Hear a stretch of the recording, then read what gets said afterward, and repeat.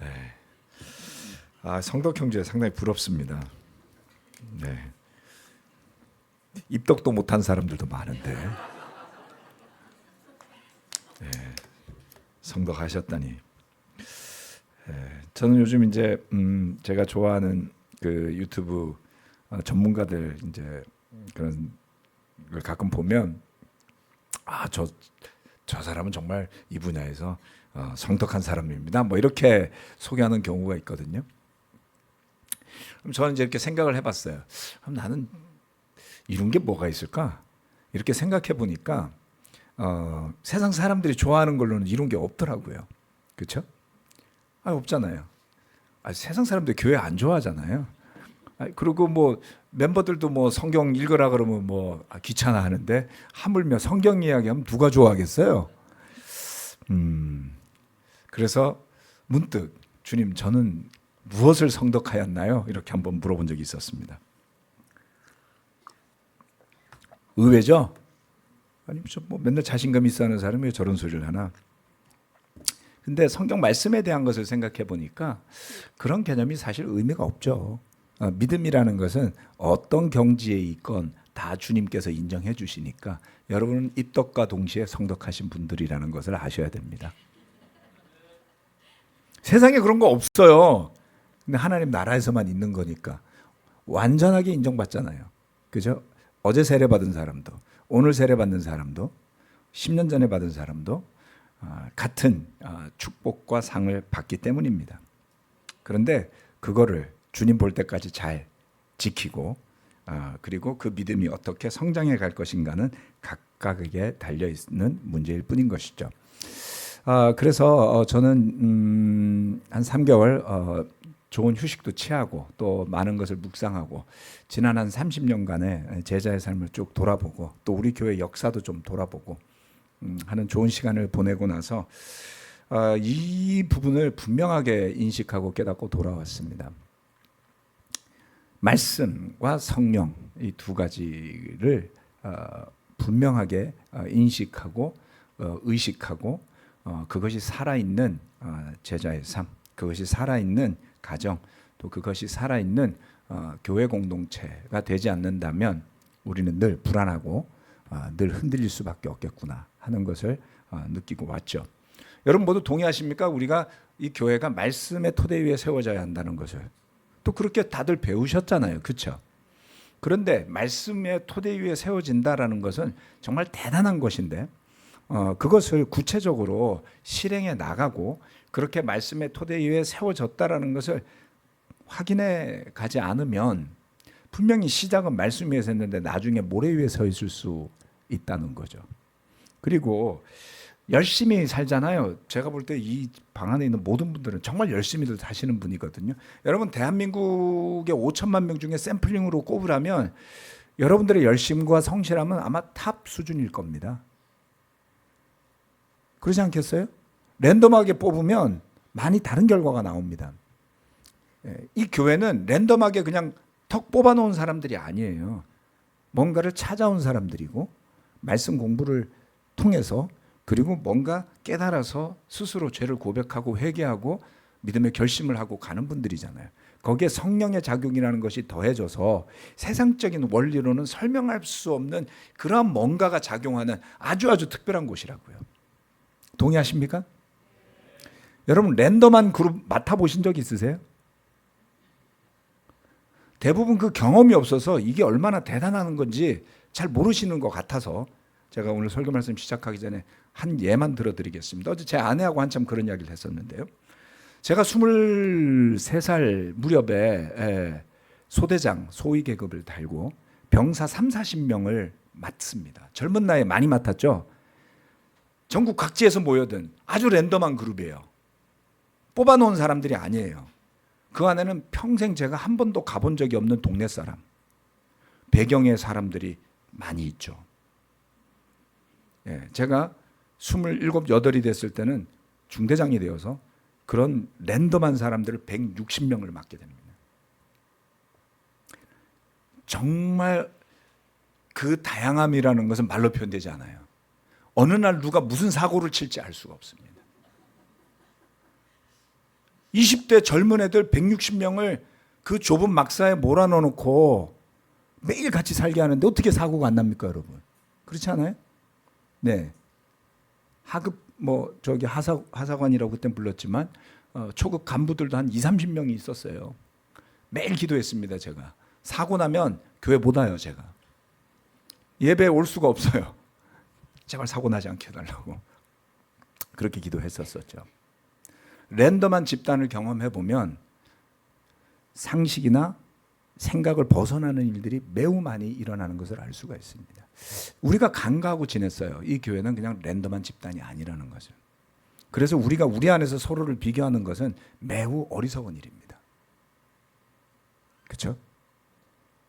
우리가 서로를 가지고 비교하기 시작하면 답이 없어질 겁니다. 그것이 아니라 정말 특별하게 하나님께서 모아준 그러한 사람들이 모인 곳.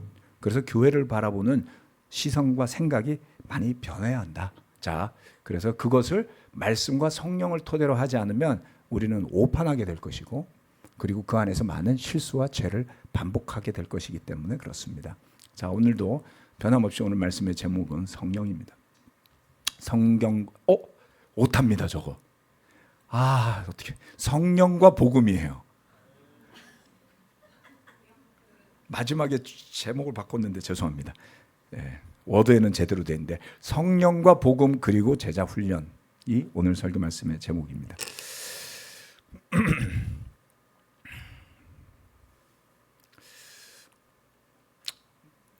사도행전 1장 2절로부터 5절까지의 말씀입니다. 거기에 나는 예수께서 활동을 시작하신 때로부터 그가 택하신 사도들에게 성령을 통하여 지시를 내리시고 하늘로 올라가신 날까지 하신 모든 일을 기록했습니다. 예수께서 고난을 받으신 뒤에 자기가 살아계심을 여러 가지 증거로 드러내셨습니다. 그는 40일 동안 그들에게 여러 차례 나타나시고 하나님 나라에 관한 일들을 말씀하셨습니다.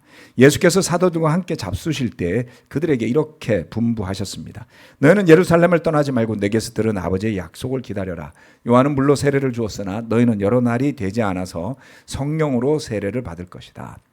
자, 이제 제목도 들었고 제가 지난주에 했던 설교 여러 가지를 들은 상태에서는 여러분의 눈에도 성령이라는 단어가 들어올 겁니다. 제가 굳이 빨간색으로 하이라이트 하지 않았지만 제가 몇 년 전에 사도행전 강해 설교를 할 때 이 초반부를 설명할 때는 하나님의 나라라는 것에 대한 것을 중심으로 설명을 했었어요.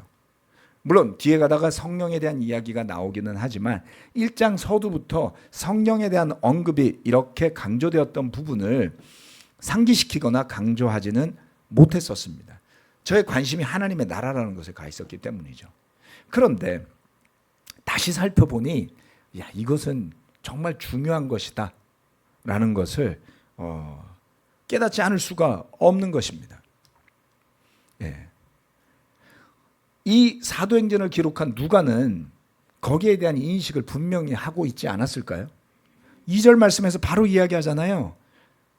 부활하신 예수님이 활동을 시작하신 때로부터 성령을 통하여 지시를 내리시고, 그렇죠? 누가는 예수님이 뭔가를 가르칠 때 성령의 힘으로 했다는 것을 알고 있었고 기록한 것입니다. 그리고 나서 부활하신 다음에 고난을 당하시고 부활하신 다음에 여러 가지 증거를 나타내셨고 하나님 나라에 관한 일을 말씀하셨는데 예수님은 마지막에 또 뭐라고 언급하셨냐면 머지않아 성령으로 세례를 받을 것이다 이렇게 말씀하신 것이죠. 성령을 누가도 예수님도 강조했고요. 그리고 난 다음 6절부터 8절의 말씀에 한 번 더 언급이 됩니다. 사도들이 한자리에 모였을 때 예수께 여쭈었다. 주님께서 이스라엘에게 나라를 되찾아 주실 때가 바로 지금입니까? 예수께서 그들에게 말씀하셨다. 때나 시기는 아버지께서 아버지의 고난으로 정하신 것이니 너희가 알 바가 아니다. 그러나 성령이 너희에게 내리시면 너희는 능력을 받고 예루살렘과 온 유대와 사마리아에서 그리고 마침내 땅 끝에까지 이르러 내 증인이 될 것이다. 부활하신 후에 가르치신 그 가르침의 내용에서 요한복음, 누가복음, 사도행전에서 예수님의 부활 이후의 행적을 언급하고 있는데요. 특히 사도행전과 요한복음에서는 성령에 대한 이야기가 언급되어 있음을 알 수가 있습니다.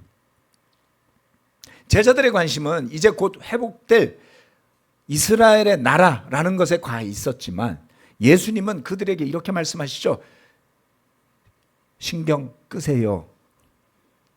그것은 아버지에게 맡기고 여러분은 성령이나 기다리세요. 이렇게 말씀하신 거죠. 성령의 가치를 낮추고자 하는 이야기가 아니고 여러분이 받아야 할 것은 이제 하나님께서 여러분에게 내려줄 성령입니다. 예수님이 이렇게 가르쳤던 겁니다. 그래야만 능력을 받게 될 것이며 그래야만 복음을 전하게 될 것이고 그리고 그 복음이 땅끝에까지 전파될 것이다 라고 주님이 말씀하셨던 것이죠. 요한복음 이게 왜 꺼졌죠? 잘못 눌렀네요. 요한복음 20장 21절 22절 말씀에 또한 예수님이 부활하신 다음 제자들에게 나타나셨을 때 이렇게 말씀하셨어요. 22절 말씀. 성령을 받아라. 아직 성령이 오진 않았죠. 하지만 성령을 받으라고 말씀하셨던 거예요. 그러니까 여러 경우에 주님은 성령에 대한 것들을 제자들에게 인식시키셨고 이제 곧 있으면 너희가 그 성령으로 세례를 받을 거다. 그리고 성령을 기다려라. 그 성령을 받게 되면 너희가 뭘 해야 될지를 알게 될 거다라고까지 말씀하셨던 겁니다. 요한복음에는 예수님이 십자가 못 박히시기 전에도 보혜사 성령이라는 것에 대해서 가르쳤던 내용이 나오죠. 그렇죠? 네. 아직 그게 뭔지도 모를 때 성령이라는 것이 온다라고 가르쳤고요. 부활하신 다음에 성령이 이제 곧 온다. 기다려라 라고까지 구체적으로 지시했음을 알 수가 있습니다. 즉 주님은 그들이 성령을 받아야만 주님의 뜻을 제대로 이해하고 복음을 가르칠 수 있다라고 말씀하신 것이죠. 네. 어떻습니까? 여러분들이 복음을 받아들일 때에 죄를 회개하고 예수님을 주님이라고 고백했던 그 순간에 어떤 자신의 힘으로 느낄 수 없는 믿음의 변화를 경험하시지 않았습니까?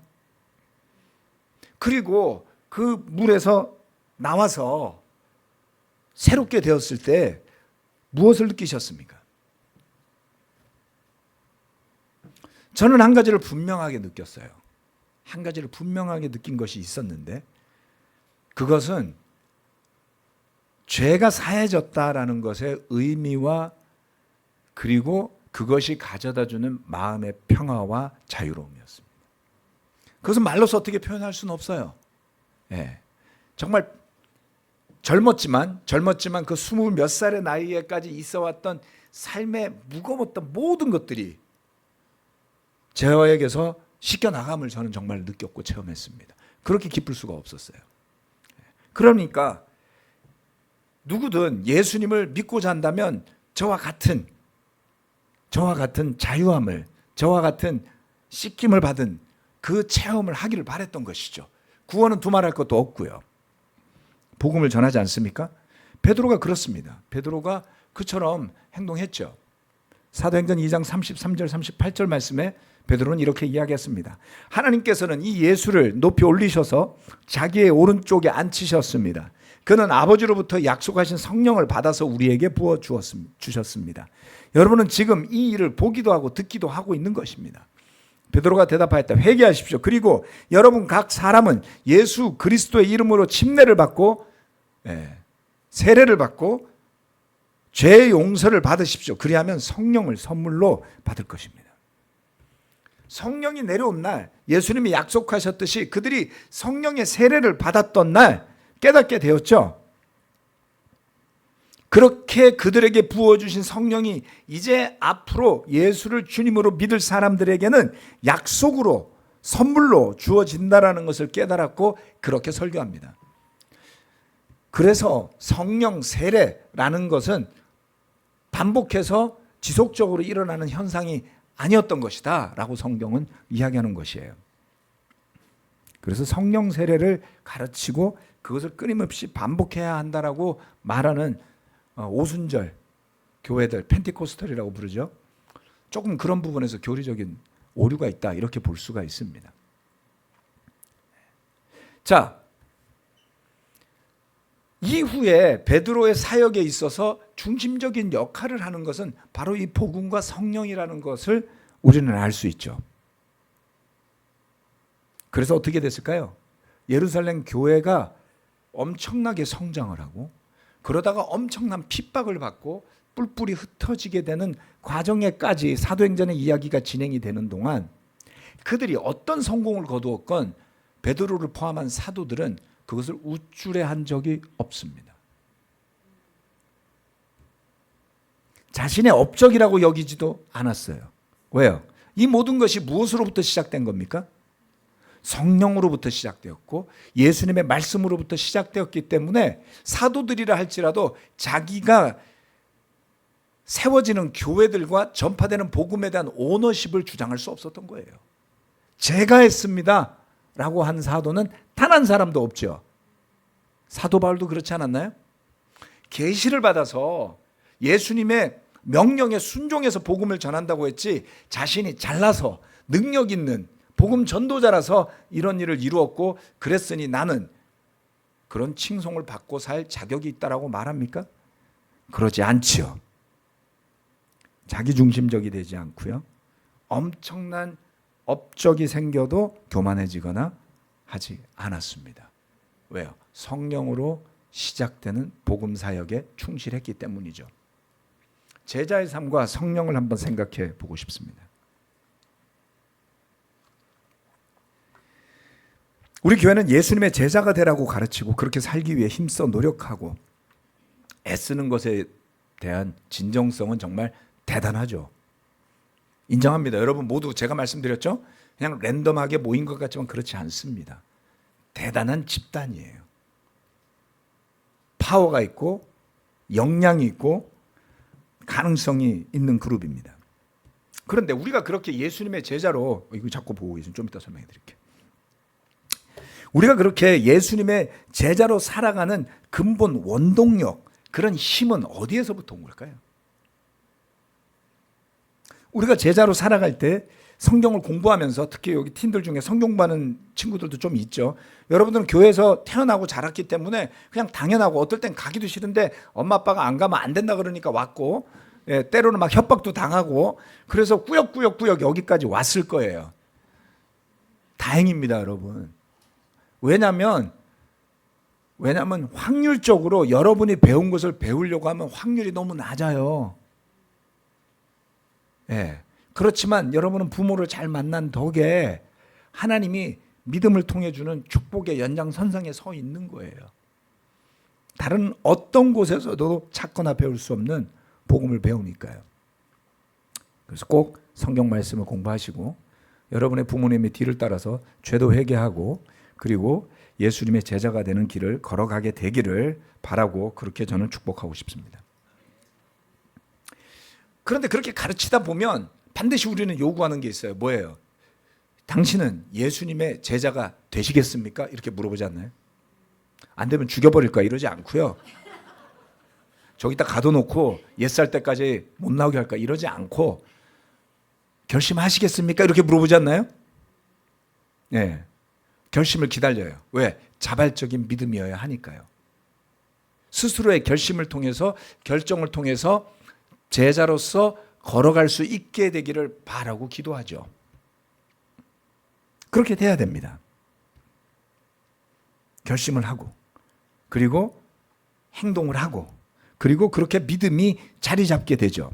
그런데 그런 믿음, 결정, 제자의 삶을 살아가는 행위, 실행 이런 것들이 오직 저와 여러분의 힘만으로 이루어진다면 그런 제자의 삶에서 성령의 역할은 뭐고 어디에서 작용하는 걸까요?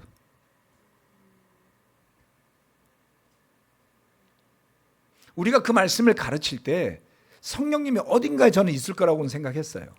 도우신다라고도 생각했어요. 그런데 내가 그렇게 기쁘게 예수님의 제자로 살아가는 힘의 원동력이 바로 그와 같은 성령님에서부터 비롯되었다라는 사실을 잘 인식하거나 관심이 많거나 집중적으로 배우거나 공부하거나 하지 못했습니다. 반발감도 있었기 때문일 수도 있어요. 왜요? 저는 성령을 엄청 강조하는 그런 교회도 다녀봤고요. 귀신 쫓아내는데 열심히 했던 교회도 다녀봤습니다. 방언을 가르치는 교회 가서 방언도 해봤습니다. 그런데 해보니 다 허점들이 너무 많았었어요. 사람들의 감성을 부추기는 데는 좋았지만 말씀에 순종하게 하지 못하는, 자기중심적이고, 그죠?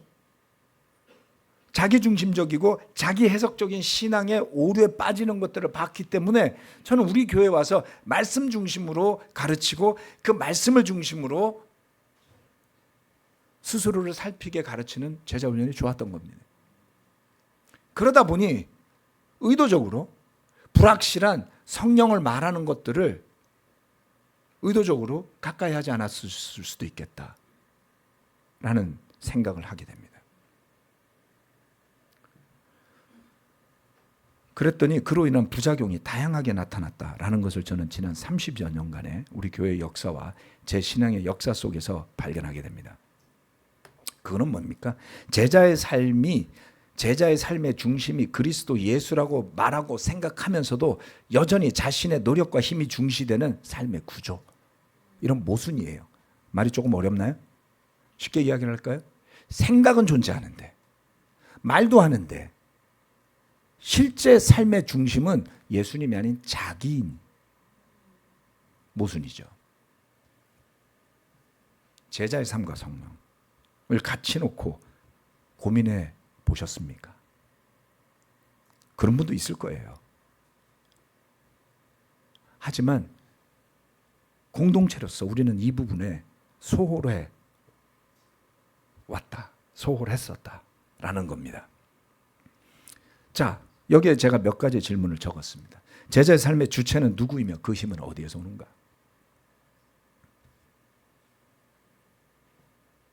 스스로 결심하고 스스로 따라가야 한다고 가르치고, 그것이 믿음이라고, 당연하죠. 그 믿음 없으면 시작하면 안 되죠. 그런데 그러다 보니까 내가 주체인 것처럼 생각할 때가 많고 당신을 주체로 놓고 대할 때도 많았더라는 겁니다. 그래서 제자훈련의 초점은 무엇이었으며 오랜 시간 제자훈련 관계를 이어오면서 거둔 열매는 무엇이었습니까? 여러분들 모두 누군가와는 제자훈련의 관계 속에 있었을 텐데요. 그렇게 오랜 시간 함께 제자훈련 관계를 유지해오면서 어떤 열매를 맺었습니까? 세 번째로, 우리가 행해왔던 제자훈련 관계에서 성령은 어떤 역할을 하셨던 걸까요?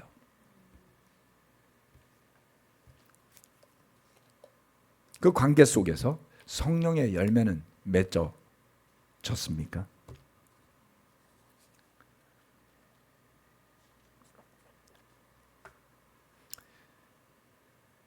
지난 30년간 많은 일을 저는 경험했습니다. 영광스러운 일도 봤고요, 수치스러운 일들도 경험했습니다. 부끄러운 일들도 많이 봤어요. 그런데 주님께서 성령을 통해 역사하심으로 일어난 일에 대한 이해가 부족했던지 아니면 아예 관심이 없어서 깨닫지 못했던지 간에 엄청난 일들이, 멋진 일들이, 정말 영광스러운 일들이 나타났을 때 그것을 교회 인도자의 공, 교회 인도자의 믿음 또는 교회 업적, 이런 것들로 여기는 잘못된 생각에 빠지기 쉬웠다라는 겁니다. 결과적으로 어떻게 됩니까? 그것을 무엇 때문에 그렇게 되었는지를 깨닫지 못하니까 마음속에서 내가 잘한 것처럼 느끼게 된 일들 있지 않았을까요?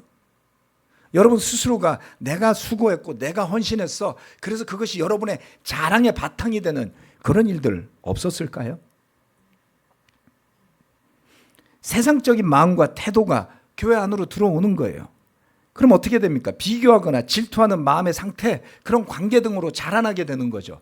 흔히 애증의 관계다 이렇게 표현하는데 결국 그것은 성령의 열매로 맺어진 관계가 아니잖아요. 억압하는 관계, 이건 더 심한 거 아닙니까? 서로가 좋게 예수님의 제자로 서로 세워가며 살자고 하는데 왜 뒤틀리게 되고 엉망진창이 되는 관계들이 그토록 많았던 걸까요? 그게 누구의 잘못일까요? 시스템의 잘못이라고 말하는 사람이 있습니다. 저는 그렇게 보지 않습니다. 구조는 선하게 작용할 수도 있고 악하게 작용할 수도 있기 때문인 거죠. 사람마다 각각 다르기 때문에 그렇습니다. 그렇지 않나요? 가장 근본적인 것은 말씀의 토대 위에 세워져야 한다고 가르쳤고 그렇게 믿고 있는데 정말 말씀의 토대 위에 서 있는지는 생각하지 않고 내가 생각하고 내가 말하고 내가 행동하면 옳은 거야 라고 정도로 생각할, 이렇게 말 들으면 제정신이야? 이런 생각이 드는데 여러분, 저는 그런 사람 수도 없이 많이 봤어요. 어떻게 내 생각이 반드시 옳을 수 있죠? 한 몇 명만 모아놔도 내 생각이 반드시 옳지 않다는 것을 여러 사람이 입증해 보여요, 여러분. 그러지 않나요? 예. 만약 성령의 능력을 분명하게 알고 깨닫고 인식했었더라면 적어도 훨씬 더 겸손하게 그리고 목적에 충실했던 그 사도들의 모범을 따라갈 수 있지 않았을까요? 사도들의 역할과 자리는 세상적으로 보면 전혀 영광스럽지 않았어요.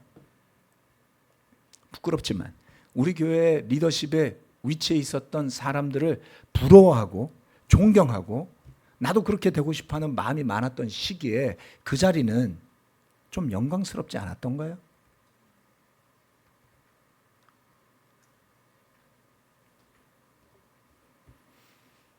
갈라디아서 2장 16절 말씀입니다.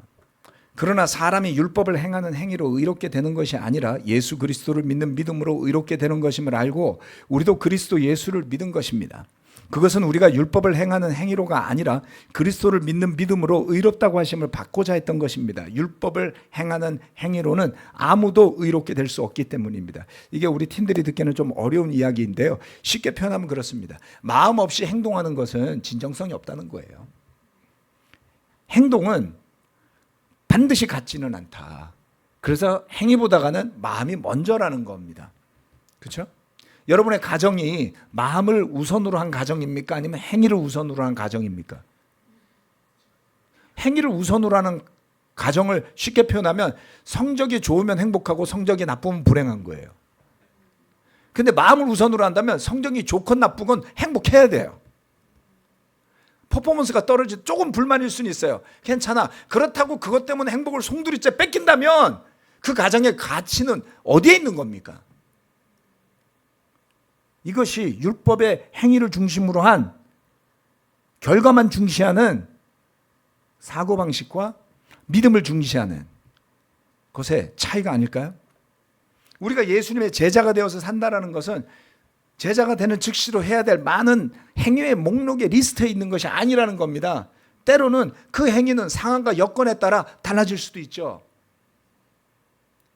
그런데 그것만이 중요하다고 생각하다 보니까 우리 교회 안에는 율법적 사고와 행위에 능한 사람들이 많은 교회가 되었어요. 엄청 피곤합니다. 왜요? 판단하거든요. 행위만 가지고 보면 재기가 쉽잖아요. 체크리스트니까 너 왔어? 오케이. 너 했어? 오케이. 안 했어? 오케이. 왜 안 했는지는 별로 관심이 없는 거예요. 어떻게 하게 되는지도 별로 관심이 없고 그러니까 사람들이 자꾸 겉모습만 따라가는 거예요. 이거 주식시장하고 비슷하다고 제가 말씀드렸죠. 네? 회사를 살리고 사업이 원활하게 굴러가서 경제를 활성화시키기 위해서 만든 게 주식시장인데 사람들은 주식만 갖고 돈을 넣었다 뺐다 하잖아요. 사업을 잘 일으키고 그러다 보니까 그게 중심인데 그게 아니니까 주식 조작 사기도 나오고요.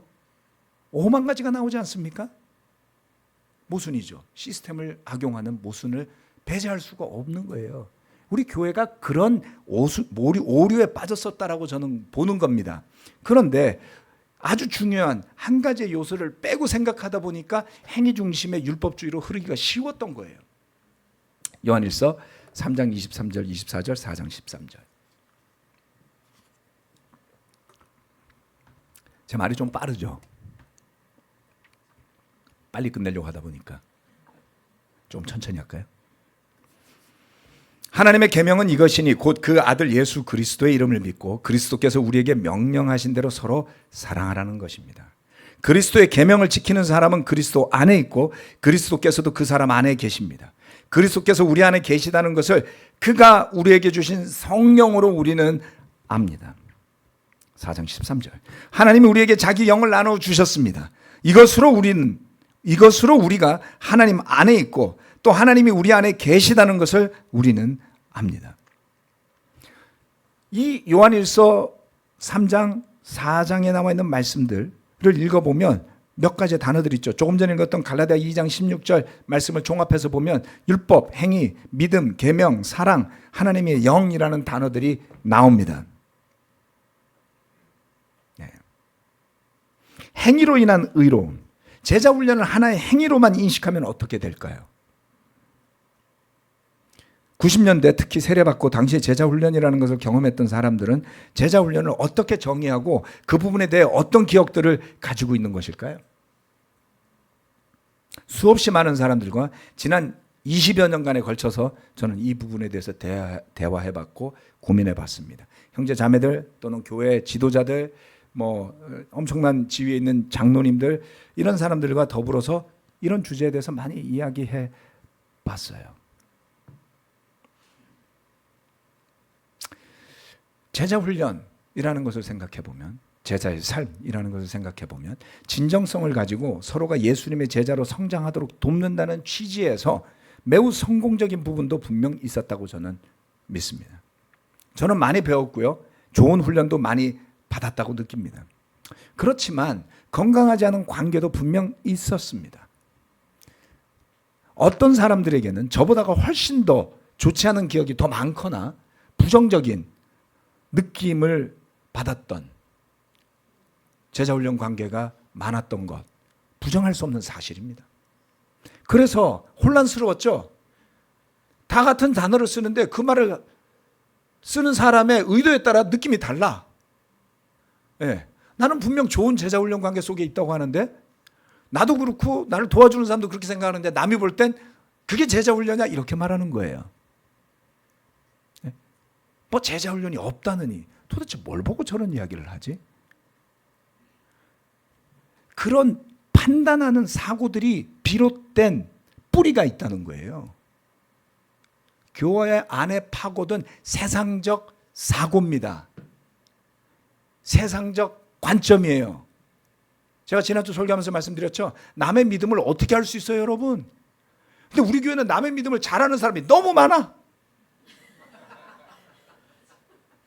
판단이 난무해. 정신사나워. 그렇게 남을 실컷 판단해놓고 난 다음에 나중에 불안해지죠. 뒷담화하는 사람들의 특징이에요. 남을 뒷담화를 많이 하고 다니면 남도 그럴 거라고 생각하지 않겠어요? 그죠? 그래서 자꾸 물어보고 다녀요. 남들이 내 뒷담화 안 하는지. 저는 몰랐어요. 사람들이 그렇게 뒤에 모여서 제 이야기를 하고 다니는지. 전 뒷담화에 별로 관심 없거든요. 앞에서 보고 말하면 편하잖아요. 돌아서면 잊어버릴 수 있잖아요. 그렇다고 제가 뒷담화 한 적 없는. 제가 그렇게 깨끗한 사람은 아니에요. 네. 네. 뭘 이야기하고 싶은 겁니까? 네.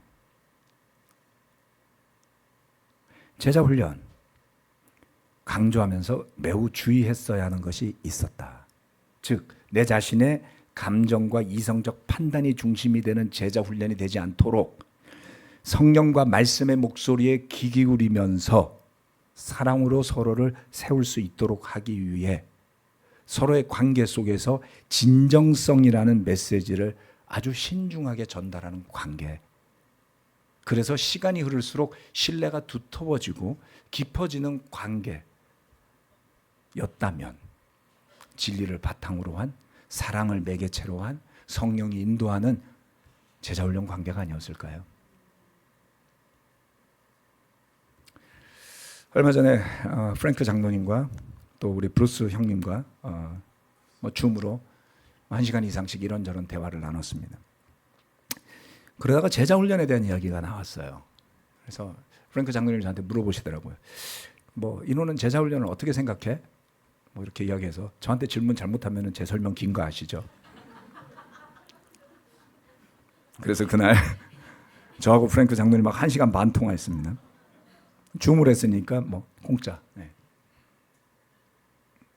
제자훈련에 대해서 제가 20여 년간 고민했던 것도 나누고 지금 느끼는 좋은 관계도 나누고 감사함도 나누고 그랬어요. 그랬더니 이제 프랭크 장로님이 이분이 워딩이 아주 좋아요. 예? 뭐라고 멋지게 말했는데 제가 PC를 안 켜놓고 있었거든요. 못 적었어요. 마지막에 딱 두 단어만 기억이 나는 거예요. 자기는 제자원을 스피리추얼 프렌십이라고 요즘 본다. 너무 좋아. 스피리추얼 프렌십. 딱 적고 나서 부탁했어요. 지금 말씀하신 내용들을 정리 좀 해주십시오.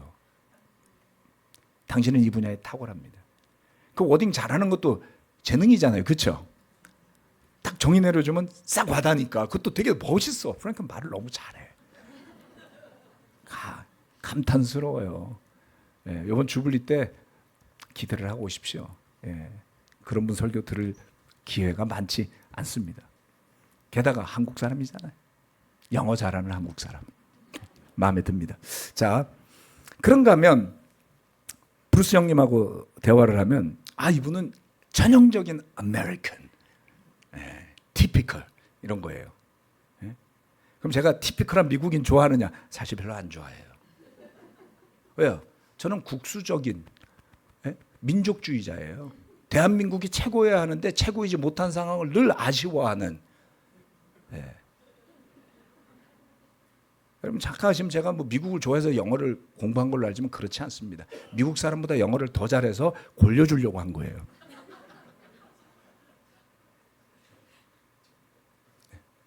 그 이해가 되세요?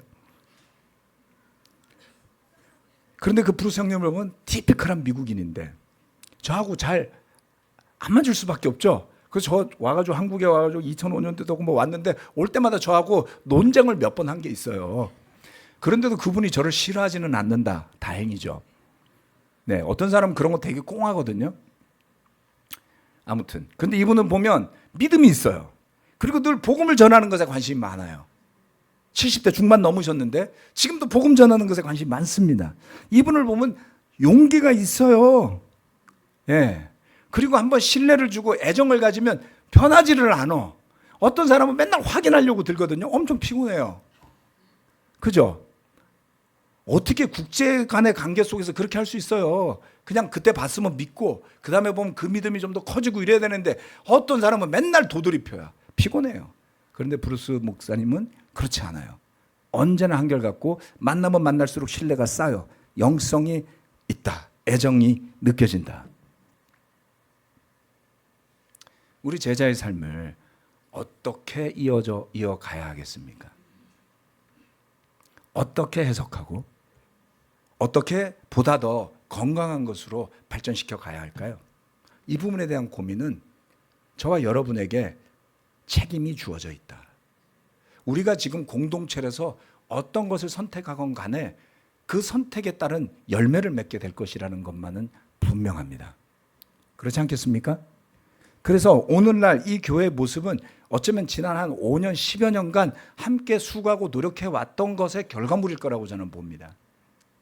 그렇다면 여기서부터 미래로 갈 때 말씀과 성령이라는 우리의 능력도 아니고 우리가 쓴 것도 아니고 우리가 만든 것도 아니고 우리가 어떻게 할 수 없는 하나님의 진리의 말씀의 토대 위에 서서 그리고 우리의 영이 아닌 주님의 영이 이끄시는 대로 왜냐하면 그 영이 이 말씀에서 이야기하잖아요.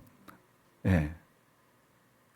그 영이 우리 안에 계시다는 것을 안다고 그랬어요.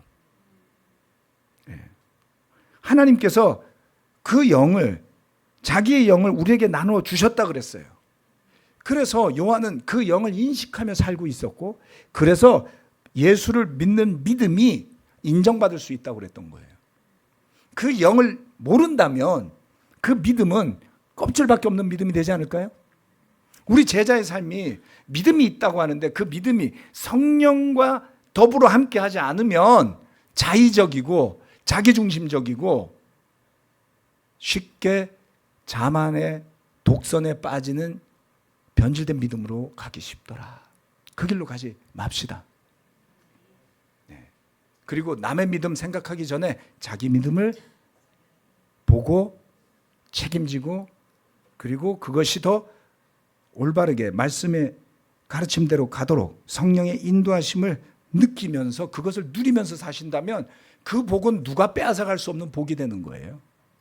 남이 굳이 판단할 필요가 없는 겁니다.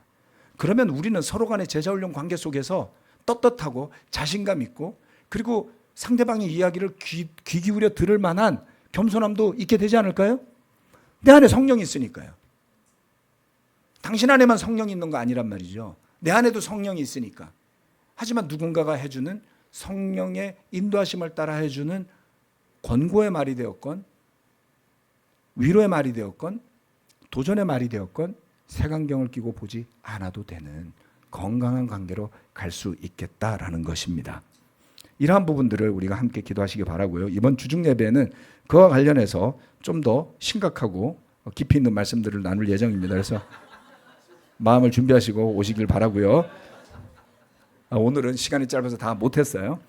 기도하고 마치겠습니다. 하나님 아버지, 이 자리에는 정말 예수님을 너무 사랑하고 너무 헌신했고 지금도 헌신하고 있고 앞으로도 헌신할 의향이 있는 사람들이 잔뜩 모여 있습니다. 이만한 축복이 어디 있겠습니까? 이렇게 진정성을 가지고 복음에 그리고 교회 잃어버린 영혼을 구원하는 일에 열심인 그룹을 누가 어떻게 만들어낼 수 있겠습니까? 참으로 주님께서 허락하신 축복이고요. 그런 진정성들이 모여 있을 때 성령이 함께 역사하신다면 어떤 사람들의 능력을 모은 것과도 비교될 수 없는 엄청난 일이 일어날 수 있음을 저희는 알고 믿습니다. 그러기에 주님, 우리 안에서 역사해 주셔서 주님께서 사도들에게 말씀하셨을 때 그들이 성령을 받게 된다면 능력을 받게 될 것이라고 하신 것을 기억하기 바랍니다. 우리는 세상의 관점에서 보면 연약하고 별 볼 일 없는 사람들입니다. 대단한 부자도 없고 대단히 똑똑한 사람도 많지 않습니다. 마치 고린도 교회처럼. 그러나 성령님이 함께 하신다면, 성령님이 일하실 수 있다면 구원의 능력이 되어서 이 세상에 생명의 빛이 될 수 있음을 저희는 믿습니다. 그래서 우리가 바라는 것은 로또에 당첨이 되는 것이 아니라, 물론 그렇게 되면 좋겠지만 그것이 아니라 하나님의 나라에 능히 들어갈 수 있게 되기를 무엇보다 간절히 원합니다. 험난한 세상을 사는 동안 남들 부러워하느라고 삶을 허비하고 열정을 불사를 것이 아니라 주님이 주신 구원과 제사함과 생명과 성령이 무엇인지를 더 깊이 알아서 그 능력을 가정에서 체험하고 바이블 동네에서 체험하고 교회 내에서 체험하면서 그 힘을 가지고 세상으로 나아가 잃어버린 영혼을 구원하는 주님의 제자들로 힘차게 살아갈 수 있도록 축복하여 주시고, 그렇게 엄청난 주님의 능력이 발휘될 때 오직 영광을 주님께 돌려드리며 성령으로 우리는 만족할 줄 아는 겸손함을 허락해 주시길 기도합니다. 그때가 다가옴을 느낍니다. 믿음으로 잘 준비하게 도와주시고 우리가 그러한 미래로 나아갈 수 있도록 여전히 저희와 함께해 주심을 감사드리며 예수 그리스도의 이름으로 기도합니다. 아멘.